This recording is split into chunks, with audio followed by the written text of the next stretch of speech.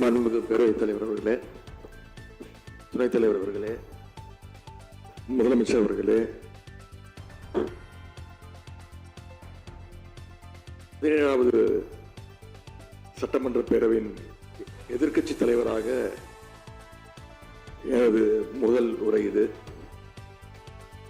பகுத்தறிவு பகலவன் தந்தை பெரியார், தமிழ்நாட்டுடைய தலைமகன் பேரறிஞர் அண்ணா, நவீன தமிழ்நாட்டுடைய சிற்பி முத்தமிழறிஞர் டாக்டர் கலைஞர்,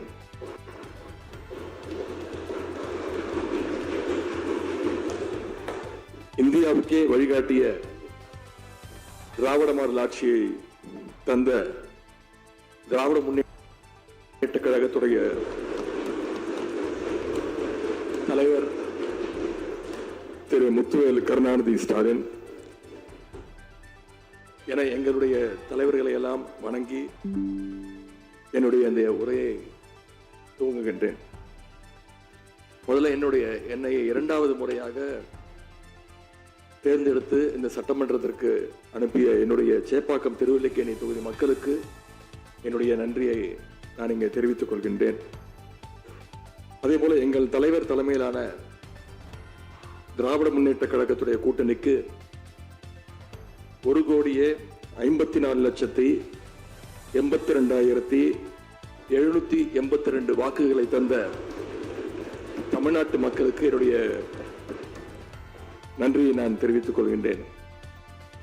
அதேபோல எங்களுடைய கூட்டணி சட்டமன்ற உறுப்பினருடைய வெற்றிக்காக உழைத்த திராவிட முன்னேற்ற கழகத்துடைய அனைத்து நிர்வாகிகளுக்கும், முத்தமிழறிஞர் டாக்டர் கலைஞருடைய உயிரினும் மேலான அன்பு உடன்பிறப்புகளுக்கும்,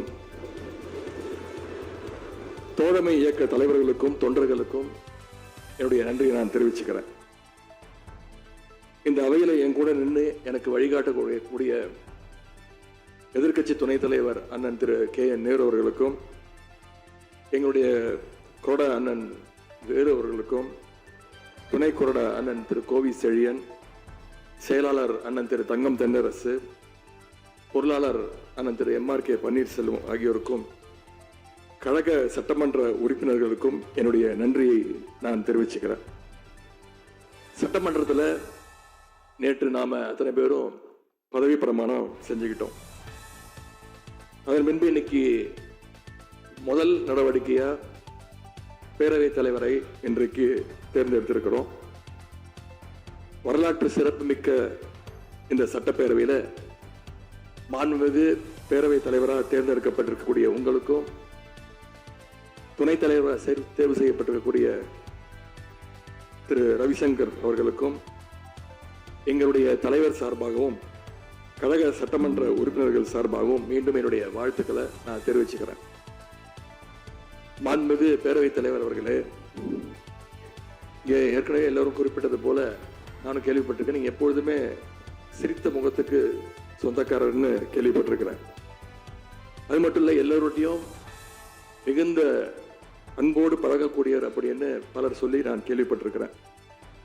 இதே சட்டப்பேரவையில் 1980ஆம் ஆண்டு தேர்தலையும் 2011 சட்டமன்ற தேர்தலையும் நீங்க வெற்றி பெற, எனவே பேரவையுடைய மரபுகளும் விதிகளும் உங்களுக்கு புதுசு கிடையாது.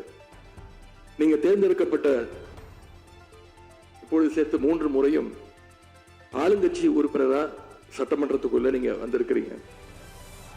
இந்த முறை எதிர்கட்சிகளையும் அரவணைச்சு செயல்படுகின்ற ஒரு பேரவைத் தலைவரா நீங்க பொறுப்பேற்றிருக்கிறீங்க. அந்த பொறுப்புல ரொம்ப சிறப்பா நடுநிலைமையோடு செயல்படுவீங்க அப்படிங்கிறது தான் எங்க அத்தனையுடைய எதிர்பார்ப்பு. அதே போல ஒரு எளிய பின்னணியிலிருந்து வந்த முதன்முறையாக சட்டமன்ற உறுப்பினராக பொறுப்பேற்றிருக்கக்கூடிய, மக்களால் தேர்ந்தெடுக்கப்பட்டிருக்கக்கூடிய திரு மாண்புமிகு ரவிக்குமார் அவர்கள் பேரவையினுடைய துணைத் தலைவராக உங்களுக்கு உறுதுணையாக இருந்து இந்த அவையை வழிநடத்துவார் அப்படின்னு நாங்கள் அத்தனை பேரும் நம்புறோம். மாண்புமிகு பேரவைத் தலைவர் அவர்களே, நம்முடைய மாண்பு முதலமைச்சர் அவர்கள் நேற்று எங்களுடைய தலைவருடைய வீடுகளுக்கும் அனைத்து கட்சி தலைவருடைய வீடுகளுக்கும் சென்று வாழ்த்துக்கள்லாம் பெற்றுக்கிட்டு போனார். அந்த அரசியல் நாகரிகம் இந்த பேரவையிலும் தொடரணும் அப்படிங்கிறது தான் எங்களுடைய எண்ணம், எதிர்பார்ப்பு. ஏற்கனவே நான் சொல்லியிருந்தாலும் மறுபடியும் சொல்ல விரும்புகிறேன். திராவிட முன்னேற்ற கழகம் இந்த சட்டப்பேரவையில் எதிரி கட்சியா இல்லாம ஒரு ஆக்கப்பூர்வமான எதிர்கட்சியாக நிச்சயம் செயல்படும். எங்க தலைவர் அவர்கள் சொன்ன மாதிரி திராவிட முன்னேற்ற கழகம் என்னைக்குமே ஒரு ஆக்க சக்தி தான். மாண்புமிகு பேரவைத் தலைவர்களே, இந்த பேரவைக்குன்னு ஒரு மிகப்பெரிய வரலாறு இருக்கு. இன்னைக்கு இந்தியாவில் பண்பாட்டு ரீதியாகவும் பொருளாதார ரீதியாகவும் தமிழ்நாடு சிறப்பாக முன்னேறி இருக்கு. அப்படின்னா இந்த பேரவையில் நடந்த விவாதங்கள், எடுக்கப்பட்ட முடிவுகள், இயற்றப்பட்ட சட்டங்கள், நிறைவேற்றப்பட்ட தீர்மானங்கள், இதெல்லாம் தான் ஒரு காரணம். பிற மாநிலங்களுக்கெல்லாம் ஒரு எடுத்துக்காட்டாக வழிகாட்டக்கூடிய வகையில் செயல்பட்டு இந்தியாவையே திரும்பி பார்க்க வச்ச சட்டமன்ற பேரவை இந்த தமிழ்நாட்டு சட்டமன்ற பேரவை. அப்படிப்பட்ட இந்த பேரவையில் ஆரோக்கியமான ஆக்கப்பூர்வமான விவாதங்களுக்கு இடம் கொடுத்து ஜனநாயக மாண்புகளுக்கு முக்கியத்துவம் கொடுத்து பேரவைத் தலைவர் அவர்கள் என்றைக்கும் நடுநிலைமையோடு செயல்பட வேண்டும் என்று நாங்கள் அனைவரும் விரும்புகின்றோம். நாம் எங்க ஆளுங்கட்சி எதிர்கட்சி அப்படின்னு எதிர் வரிசையில் உட்கார்ந்திருந்தாலும் தமிழ்நாட்டுடைய வளர்ச்சின்னு வரும்போது நாம் அனைவரும் ஒரே வரிசையில் முன் வரிசையில் நின்று உழைக்கணும்னு நான் விரும்புகிறேன். அதைத்தான் தமிழ்நாட்டு மக்களும் எதிர்பார்த்துக்கிட்டு இருக்கிறாங்க, விரும்புகிறாங்க. திராவிட முன்னேற்ற கழகமும் அதைத்தான் விரும்புது. எங்களுடைய தலைவர் அவர்கள் கடந்த 5 ஆண்டுகள்ல அடிக்கடி சொல்ற ஒரு வார்த்தை, இது எனது அரசு அல்ல, நமது அரசு என்று எங்களுடைய தலைவர் அவர்கள் அடிக்கடி சொல்லுவார். அதை நிரூபிச்சு காட்டியிருக்கிறார். சென்ற திராவிட மாடல் அரசுங்கிறது வாக்களிச்ச மக்களுக்கு மட்டும் இல்லாம வாக்களிக்காத மக்களுக்குமான அரசாகத்தான் செயல்பட்டு வந்தது. ஆகவே இந்த புதிய அரசும் அனைவருக்குமான அரசாக உங்களுக்கு வாக்களிக்காத மக்களுக்குமான அரசாக செயல்படும்னு நான் விரும்புகிறேன். இந்த மாண்புமிகு பேரவைத் தலைவர் அவர்களும் மாண்புமிகு முதலமைச்சர் அவர்களும் இன்னைக்கு எதிர்கட்சி தலைவராக இருக்கிற நானும் ஒரே காலேஜில் படித்த ஓல்டு ஸ்டூடெண்ட். ஒரே காலேஜில் நாம் படிச்சிருந்தாலும் அரசாங்கத்தை நடத்துறதுல திமுக தான் சீனியர் பேட்ச். அது உங்களுக்கு தெரியும். 1967 ஆட்சிக்கு வந்தது திமுக தான். நாங்கள் தான் சீனியர்ஸ். அந்த அடிப்படையில் எங்களுடைய நாலேஜையும் எக்ஸ்பீரியன்ஸையும் நாங்கள் ஷேர் பண்ணிக்க ரெடியாக இருக்கோம். அதை ஏற்றுக்க நீங்களும் தயாராக இருங்க. ஏன்னா நமக்கு எப்பவுமே தமிழ்நாட்டு மாநிலத்துடைய நலன்தான் மிக மிக முக்கியம். மாண்புமிகு பேரவைத் தலைவர் அவர்களே, நீங்கள் போட்டியின்றி தேர்வாகியிருக்கீங்க. மாண்புமிகு முதலமைச்சரும் எதிர்கட்சி தலைவரான நானும் உங்களை அவை முன்னவரும் இந்த இருக்கையில் அமர வச்சிருக்கிறோம். இன்னைக்கு உங்கள் கையை பிடிச்சி அழைச்சிட்டு வந்து உட்கார வச்சிருக்கிறோம். இனி எங்கள் 2 தரப்பையும் நீங்கள் தான் கையை பிடிச்சி அரவணைச்சு கோவம் இல்லாமல் கோவப்படாமல் செய்ய மாட்டோம்.